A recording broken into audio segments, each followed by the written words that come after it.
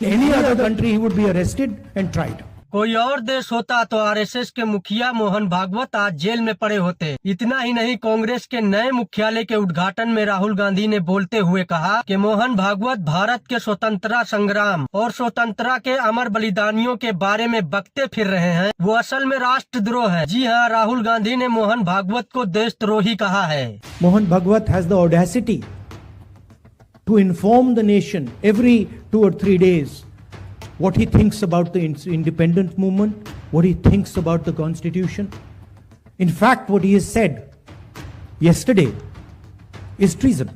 जाहिर सी बात है, इस पर बवाल तय है, क्योंकि राहुल गांधी कांग्रेस के महासचिव होने के साथ साथ नेता प्रतिपक्ष भी हैं लोकसभा के। और ऐसे में न केवल मोहन भागवत को देशद्रोही कह देना, बल्कि ये कह देना कि ऐसे आदमी की जगह जेल है, बहुत बड़ा राजनीतिक बाउंडर खड़ा कर देगा। राहुल गांधी ने कांग्रेस के नए मुख्यालय के उद्घाटन के कार्यक्रम में कहा, मोहन भागवत हर 2-3 दिन में अपने बयानों से देश को बताते रहते हैं स्वतंत्रता आंदोलन और संविधान के बारे में क्या सोचते हैं। उन्होंने हाल ही में जो कहा वो देशद्रोह है, क्योंकि उनके बयान का मतलब है कि संविधान का कोई उचित नहीं है। राहुल ने कहा कि भागवत के हिसाब से अंग्रेजों के खिलाफ आजादी की लड़ाई का कोई महत्व ही नहीं है। मोहन भागवत अगर किसी और देश में ऐसे बयान देते तो न केवल उन्हें गिरफ्तार कर लिया जाता, बल्कि उनके खिलाफ मुकदमा भी चलाया जाता। राहुल गांधी ने कहा कि मोहन भागवत की हिम्मत कैसे होती है कि ये कहने की कि भारत को 1947 में सच्ची आजादी नहीं मिली। मोहन भागवत की ये टिप्पणी हमारे स्वतंत्रता सेनानियों के साथ साथ हर एक भारतीय नागरिक का अपमान है। ये संविधान पर हमला है। Because it is stating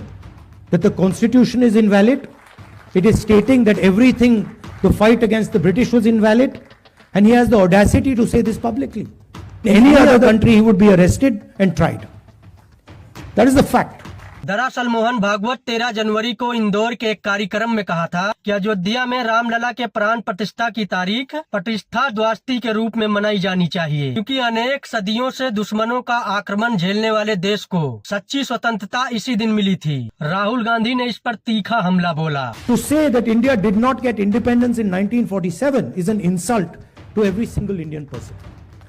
And it's about time we stop listening to this nonsense that these people think they can just keep parroting out and shouting and screaming. Right? That is the crux of it.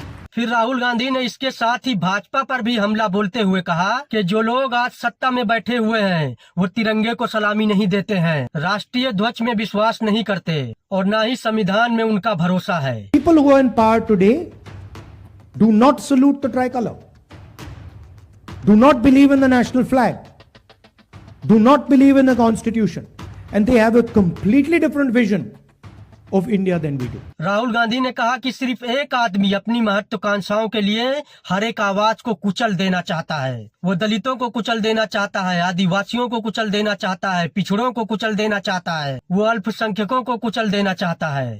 They want India to be run by one man, and they want to crush the voice of this country. They want to crush the voice of the Dalits. They want to crush the voice of the minorities. They want to crush the voice of the backward castes, of the tribals. Rahul Gandhi ने कहा कि हमारे पास राम के साथ कृष्ण हैं, बुद्ध हैं, नानक हैं, कबीर हैं, गांधी हैं, बुद्ध हैं और भी हैं, और इन सभी ने समानता भाईचारे के लिए लड़ाई लड़ी। उन्होंने पूछा कि आधुनिक भारत का एक प्रतीक बता दीजिए जो आरएसएस की विचारधारा में शामिल हो। We have our symbols. We have Shiva.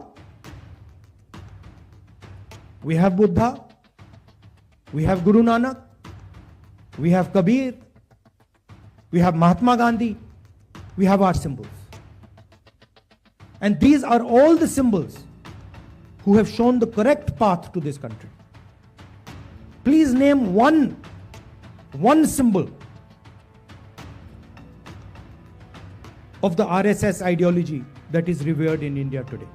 Rahul Gandhi ने कहा कि हमारी विचारधारा कोई कल सामने नहीं आई है, हमारी विचारधारा हजारों साल पुरानी है। ये विचारधारा हजारों सालों से राष्ट्रीय स्वयं संघ से लड़ रही है। राहुल गांधी ने कहा कि ये मत सोचिए कि हम निष्पक्ष लड़ाई लड़ रहे हैं, इसमें कोई निष्पक्षता नहीं है। यदि आप मानते हैं भाजपा आरएसएस नामक राजनीतिक संगठन से हम लड़ रहे हैं तो आप समझ नहीं पा रहे हैं कि चल क्या रहा है। ये विचारधारा की लड़ाई है। एक हमारा विचार है जो संविधान के विचार से चलता है, दूसरी तरफ आरएसएस का विचार है जो इसके ठीक उलट है। इसके बाद राहुल चुनाव आयोग पर भी हमला बोल देते हैं और कहते हैं कि उसकी प्रक्रियाएं संदेह के घेरे में है। खासकर हरियाणा महाराष्ट्र के विधानसभा चुनावों के बाद उस पर यकीन करना मुश्किल है। राहुल गांधी ने कहा कि मैं साफ कहता हूं, हरियाणा और महाराष्ट्र के चुनाव में कुछ न कुछ झोल हुआ है। आखिर चुनाव आयोग हमें ये क्यों नहीं बताता कि लोकसभा चुनाव विधानसभा चुनाव के बीच महाराष्ट्र में 1 करोड़ वोटर कैसे बढ़ गए? आखिर क्यों चुनाव आयोग दोनों चुनावों की वोटर लिस्ट हमें मुहैया कराने से कतरा रही है? इस पारदर्शिता से भागने की वजह क्या है? चुनाव आयोग अपनी जिम्मेदारी से भाग क्यों रहा है? I said very clearly that there is something wrong that has happened in the Maharashtra election. I said clearly that we are not comfortable with the way the Election Commission is holding elections. I said very clearly that the large number of new voters that have suddenly appeared, almost 1 crore new voters who have suddenly appeared between Lok Sabha and Vidhan Sabha in Maharashtra, is problematic. And I put a challenge clearly in front of the Election Commission. And I said clearly to the Election Commission through that meeting that it is your duty to make the voter list transparent to the opposition. We said clearly we want to see the voters, the names of the voters who voted in the Lok Sabha election in Maharashtra, and we want to see the name of the voters who voted, names and addresses of the voters who voted in the Vidhan Sabha election.